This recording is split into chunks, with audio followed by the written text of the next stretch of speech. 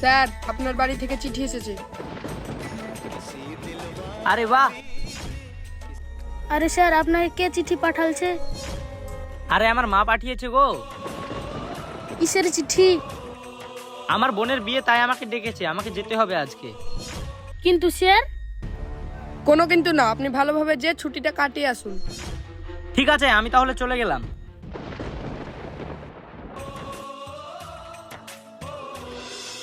আরে স্যার, আপনার মা তো 1 বছর আগে মারা গেছে, তাহলে এই চিঠিটা কে পাঠালো?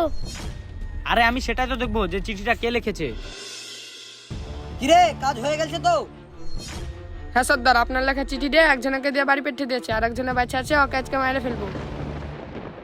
ঠিক আছে, যা আজকে ওকে মেরে ফেলগা। আরে ইমরান, তুমি এটা কি করছো? আজকেই তো মরতে হবে।